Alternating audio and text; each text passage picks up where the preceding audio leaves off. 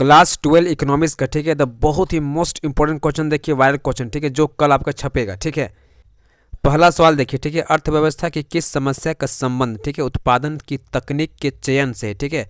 तो इसका आंसर क्या होगा हम लोग का, ऑप्शन बी सही जाएगा, ठीक है, कैसे उत्पादन करें, ठीक है।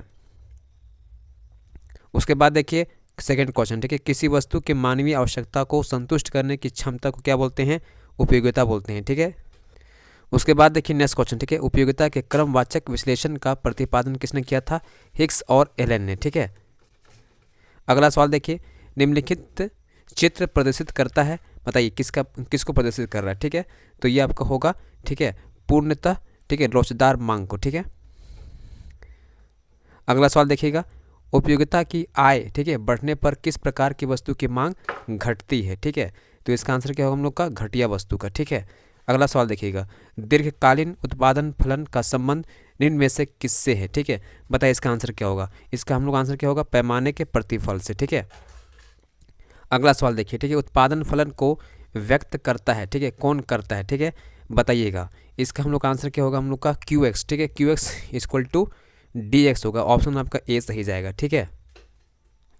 अगला सवाल देखिए, ठीक है, किसी वस्तु के उत्पादन की स्थिर लागत 60 रुपया, ठीक है, उस वस्तु की 10 इकाई उत्पादन की औसत स्थिर लागत क्या होगी, ठीक है। इसका आंसर क्या होगा, 60 को डिवाइड कर दीजिए किससे, 10 से, ठीक है, तो कितना आएगा, 10 छक 60, ठीक है। इसका ऑप्शन आपका सी सही जाएगा, ठीक है। उसके बाद देखिए नेक्स्ट क्वेश्चन, दो समुत्पाद वक्रों के बीच की दूरी क्या व्यक्त करती है, ठीक है, बताइए। इसका आंसर क्या हम लोग का, उत्पादन स्तर में परिवर्तन, ठीक है। उसके बाद देखिए नेक्स्ट क्वेश्चन, ठीक है, निम्नलिखित में से कौन सही है, ठीक है। इसका आंसर क्या हम लोग का, ऑप्शन आपका ए सही जाएगा, ठीक है। टीवीसी जो आपका होता है, ठीक है, टीवीसी इक्वल टू होता है टीसी प्लस टीएफसी होता है, ठीक है। उसके बाद देखिए नेक्स्ट क्वेश्चन, उत्पादन की मात्रा में परिवर्तन करने पर किस लागत में परिवर्तन नहीं होता है, ठीक है। इसका आंसर क्या होगा हम लोग का, ऑप्शन बी जाएगा, ठीक है, कुल स्थिर लागत में, ठीक है। अगला सवाल देखिए, औसत उत्पादन, ठीक है, वक्र का आकार होता है, कैसा होता है, ठीक है। तो देखिए इसका कैसा होता है, यू अक्षर जो होता है, ठीक है, यू शेप में होता है, ठीक है, इस प्रकार से यू शेप में होता है, ठीक है। उसके बाद देखिए नेक्स्ट क्वेश्चन, किस बाजार में, ठीक है, ए आर बराबर एम आर होता है, ठीक है। तो इसका आंसर क्या होगा हम लोग का, ऑप्शन बी सही जाएगा, ठीक है, एकाधिकार में होता है, ठीक है। उसके बाद देखिए नेक्स्ट क्वेश्चन, निम्न में से किस बाजार में विभेदीकृत वस्तुओं का उत्पादन होता है, ठीक है। तो किस में होता है, एकाधिकारी प्रतियोगिता में होता है, ठीक है। आपका ऑप्शन बी सही जाएगा, ठीक है। अगला सवाल देखिए, ठीक है, फार्म के संतुलन के मूल शर्त क्या होता है, देखिए इसका होता है एम सी इक्वल टू क्या होता है, एम आर होता है, ठीक है, एम सी इक्वल टू क्या होता है, एम आर होता है, ठीक है।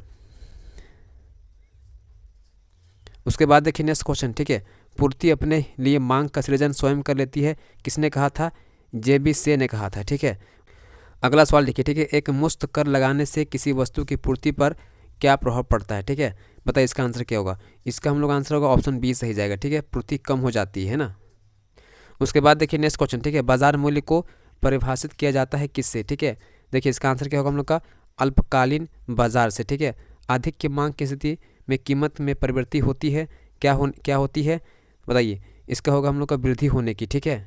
उसके बाद देखिए, कीमत उस बिंदु पर निर्धारित होती है जहाँ पर, ठीक है, जहाँ पर क्या होती है, वस्तु की मांग और वस्तु की पूर्ति बराबर होती है, ठीक है। उसके बाद देखिए नेक्स्ट क्वेश्चन, ठीक है, the general theory of employment interest and money नामक पुस्तक किसने लिखा था, ये लिखा था हम लोग का जे एम केन्स ने, ठीक है। अगला सवाल देखिए, ठीक है, जीएनपी और एनएनपी में क्या संबंध होता है, देखिए ये आपका होता है, ठीक है, आपका ऑप्शन सी सही जाएगा, ठीक है, N N P equal to G N P minus घिसावट होता है, ठीक है ना। उसके बाद देखिए नेक्स्ट क्वेश्चन, ठीक है, स्टॉक चर का एक उदाहरण क्या है, ठीक है, स्टॉक चर का एक उदाहरण क्या है, बताइए। ये आपका होगा पूंजी, ठीक है। उसके बाद देखिए नेक्स्ट क्वेश्चन, राष्ट्रीय आय के आकलन में किसी वस्तु या सेवा का मूल्य एक से अधिक बार शामिल करना कहलाता क्या है, ठीक है। इसको बोलते हैं दोहरी गणना, ठीक है, क्या बोलते हैं, दोहरी गणना, ठीक है। अगला सवाल देखिए, ठीक है, फटाफट क्वेश्चन करना, टाइम नहीं है, ठीक है। निम्न में से किस वस्तु के निर्माण में गेहूं एक मध्यवर्ती वस्तु होता है, ठीक है।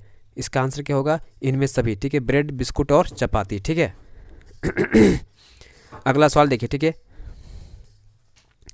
नेक्स्ट क्वेश्चन देखिए, ठीक है, मुद्रा का कार्य क्या होता है, देखिए मुद्रा का कार्य क्या होता है, ये आपका होगा, ठीक है, विनिमय का माध्यम भी होता है, मूल्य का संचरण भी करता है, मूल्य का मापक भी होता है, सभी हो जाएगा, ठीक है। इसका आंसर क्या होगा, ऑप्शन डी, ठीक है। उसके बाद देखिए नेक्स्ट क्वेश्चन, किसने कहा था, ठीक है, मुद्रा वह है जो मुद्रा की तरह कार्य करे, ठीक है, कौन कहा था बताइए। इसका आंसर क्या होगा हम लोग का, हेंटल विदर्स बोला था, ठीक है ना। उसके बाद देखिए नेक्स्ट क्वेश्चन, ठीक है, किसने कहा मुद्रा वह है जो मुद्रा की तरह कार्य करे, ठीक है। उसके बाद देखिए नेक्स्ट क्वेश्चन, ठीक है, किसने कहा मुद्रा वह है जो मुद्रा का कार्य करे, ठीक है। इसका आंसर क्या होगा, इसका आंसर होगा हेंटल विदर्स, ठीक है। उसके बाद देखिए नेक्स्ट क्वेश्चन, भारत का एक केंद्रीय बैंक कौन सा है, इसको बोलते हैं हम लोग रिजर्व बैंक ऑफ इंडिया, ठीक है, भारतीय रिजर्व बैंक, ठीक है। आपका ऑप्शन बी सही जाएगा। देखिए ठीक है, केंद्रीय बैंक का मुख्य कार्य क्या होता है, देखिए केंद्रीय बैंक सरकार का बैंकर एजेंट होता है, बैंकों का बैंक होता है, नोट जारी करता है, ठीक है, इनमें सभी हो जाएगा, ठीक है ना। उसके बाद देखिए नेक्स्ट क्वेश्चन, ठीक है, उपभोग फलन, ठीक है, C=A+BY में स्वायत्त उपभोग क्या है, ठीक है, बताइए। इसका आंसर क्या होगा, ऑप्शन बी सही जाएगा, ठीक है, क्या है आपका ए जाएगा, ठीक है, ए, ठीक है, इसको बोलते हैं हम लोग स्वायत्त उपभोग बोलते हैं, ठीक है ना। उसके बाद देखिए नेक्स्ट क्वेश्चन, ठीक है, मंदी वह अवस्था है जब अर्थव्यवस्था में क्या होता है, रोजगार तथा उत्पादन स्तर गिरता है, ठीक है। किसी अर्थव्यवस्था में, ठीक है, यदि MPC 0.2 है तो गुणांक का मान क्या होगा, ठीक है, 1:MPC देखिए, ठीक है, तो क्या आपका होगा 0.5, ठीक है, कितना आपका हो जाएगा, यहाँ पर आपका हो जाएगा 10, ठीक है, 2, तो आपका बी, ठीक है, बी आपका आंसर आएगा, ठीक है, 5, ठीक है। उसके बाद देखिए नेक्स्ट क्वेश्चन, निवेश गुणांक है, ठीक है, 1/MPC भी होता है और 1/, ठीक है, 1 - MPC भी होता है, ठीक है, आपका 1 और 2 दोनों सही जाएगा, ठीक है। उसके बाद देखिए नेक्स्ट क्वेश्चन, निवेश के निर्धारक घटक कौन सा है, ठीक है, 34 नंबर, ठीक है, इसका आंसर क्या होगा हम लोग का, पूंजी की सीमांत क्षमता, ब्याज की दर, ठीक है, आपका ऑप्शन ए और बी दोनों सही जाएगा, ठीक है। उसके बाद देखिए नेक्स्ट क्वेश्चन, ठीक है, निम्न में से अप्रत्यक्ष का एक उदाहरण कौन सा है, ठीक है, तो देखिए इसका आंसर हम लोग क्या होगा 35 का, ठीक है, 35 का आपका जाएगा ऑप्शन सी, ठीक है, बिक्री कर, उत्पादन शुल्क, ए और बी दोनों जाएगा, ठीक है। उसके बाद देखिए राजस्व व्यय एवं राजस्व प्राप्ति के अंतर में क्या कहा जाता है, ठीक है, 36 का देखिए, ठीक है, इसका आंसर क्या जाएगा, आपका ऑप्शन बी जाएगा राजस्व घाटा, ठीक है। उसके बाद देखिए विदेशी विनिमय दर का निर्धारण होता है, किससे होता है, देखिए ये आपका होता है विदेशी विनिमय बाजार में मांग एवं पूर्ति द्वारा होता है, ठीक है। उसके बाद देखिए व्यापार संतुलन का अर्थ क्या होता है, ठीक है, 38 नंबर देखिए, ठीक है, इसका क्या होगा, वस्तुओं के आयात एवं निर्यात में निर्यात से होता है, ठीक है। उसके बाद देखिए नेक्स्ट क्वेश्चन, ठीक है, निम्नलिखित में से कौन सा मत, ठीक है, भुगतान संतुलन के चालू खाते का एक घटक होता है, ठीक है, तो ये आपका हो जाएगा, है ना, आपका हो जाएगा ऑप्शन ए, ठीक है, विदेशी प्रत्यक्ष निवेश, ठीक है। और आपका 14 नंबर देखिए, भुगतान संतुलन में असंतुलन का निम्न में से कौन सा आर्थिक कारण है, ठीक है, तो ये आपका जाएगा व्यापार चक्र, ठीक है।